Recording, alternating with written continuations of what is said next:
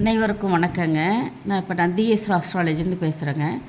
கிரகங்கள் ஒரு கட்டத்தில் வக்கிரம்னு சொல்கிறீங்களா? வக்கிரம்னா என்ன?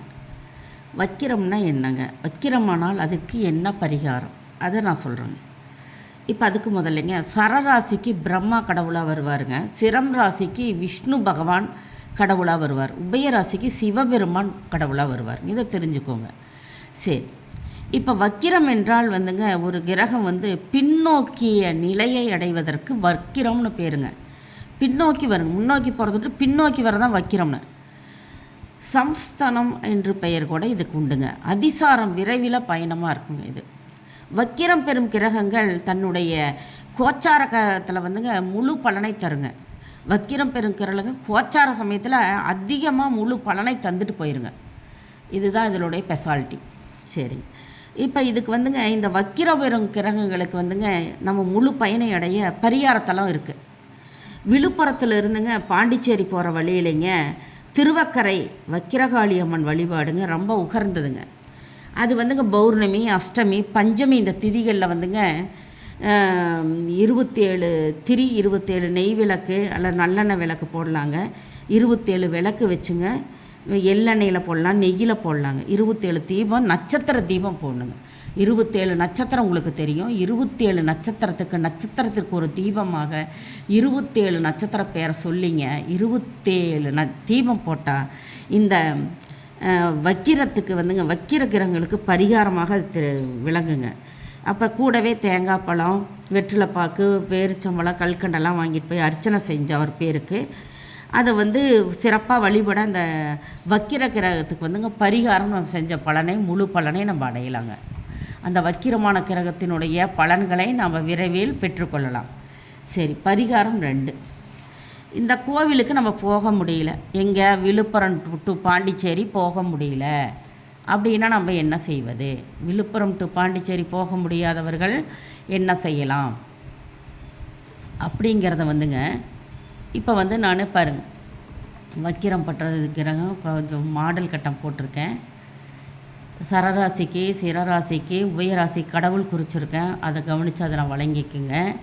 இப்போ வக்கிரம் பெற்ற கிரகங்கள் அதுக்கு பரிகாரம் சொல்லியிருக்கேன். திருவக்கரை போகணுன்ட்டு. அது எந்த நாள்? பௌர்ணமி, அஷ்டமி, பஞ்சமி திதியில் போய் 27 திரி போட்டு 27 தீபம் வைக்கணும்னு சொல்லிட்டேன். சரி, அங்கே போக முடியாதவங்களுக்கு ஒரு பரிகாரம் சொல்கிறேங்க. அது என்ன பரிகாரம்னு பார்த்துக்கலாங்க. பாருங்கள், என்ன பரிகாரம்? இரவில் கலை கூத்தாடிகள் கூத்தாடுவாங்க. இரவில் கலை கூத்தாடிகள் கூத்தாடுறாங்களங்க, ஆண் பெண்ங்க இருவரும் ஏதாவது நம்ம முடிஞ்ச உதவியை அவர்களுக்கு செய்யலாம். தான தர்மம் செய்யலாம். வக்கிரகமாகும் கிரகங்களின் நாட்களில் தீபம் விடுவது நம்ம நன்மை தருங்க. அந்த எந்த கிரகம் வக்கிரமாகுதோ, இப்போ சனிக்கிழமை வக்கிரம் வச்சுன்னா சனிக்கிழமை தீபம் போடுங்க. குரு பகவான் வைக்கிறமானால் வியாழக்கிழமை போடுங்க. செவ்வாய் வைக்கிறமானால் செவ்வாய்க்கிழமை போடுங்க. சந்திரன் வைக்கிறமானால் திங்கக்கிழமை போடுங்க. சூரியன் வைக்கிறமானால் ஞாயிற்றுக்கிழமை போடுங்க. புதன் வைக்கிறமானால் புதன்கிழமை போடுங்க. இந்த மாதிரி ராகு பகேதுக்கு அது நாட்கள் சாயா கிரகங்களுங்க நாட்கள் வராது. இப்போ அது வக்கிரமாகிற கிரகங்கள் அந்த நாட்களில் போட்டால் முழு பயனை அடையலாங்க. நம்ம முழு பயனை அடையலாம். இப்போ அந்த கோயிலுக்கு போகாதீங்க. கலைக்கூத்தாடிகளுக்கு, இரவில் ஆடும் கலைக்கூத்தாடிகளுக்கு நாம் இதை இந்த தான தர்மம் செய்வது ரொம்ப உகர்ந்ததுங்க. இந்த வக்கிரம் பெற்ற கிரகங்கள் அந்த அன்னைக்கு கொடுக்கறது இன்னும் விசேஷம். சரி, ஏன் கலைக்கூத்தாடிகளுக்கு நம்ம இந்த தர்மத்தை பண்ணணும்னா, தான தர்மம் வக்கிரமான கிரகங்கள் என்ன அது எதனாலேனா, அவர்கள் தெருவில் கலைக்கூத்தாடி ஆடிட்டு திருப்பி பின்னோக்கி தன் பழைய நிலையை அடைகிறாங்க.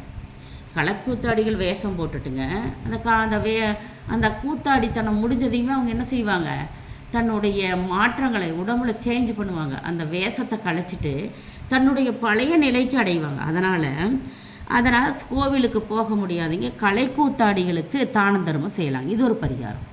இந்த மாதிரிங்க வக்கிரம் ஆயிட்டா ஒரு கிரகம் அந்த நாளில் தீபம் ஏற்றணும். அந்த நாளே உங்களுக்கு பௌர்ணமியாக வந்துட்டா இன்னும் நல்லது. அஷ்டமி நாள் வந்தால், பஞ்சமி நாள்னால் இன்னும் மிக சிறப்பு.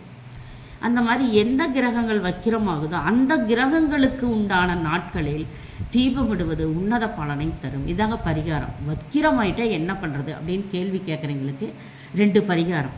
ஒன்று, விழுப்புரம் டு பாண்டிச்சேரி செல்கிற வழி திருவக்கரை வக்கரகாளியம்மன் கோயிலுக்கு 27 நட்சத்திரத்துக்கு தீபம் போடலாம். அடுத்து பரிகாரம் கலைக்கூத்தாடிகளுக்கு இன்னும் நம்மளான உதவிகளை செய்யலாம்.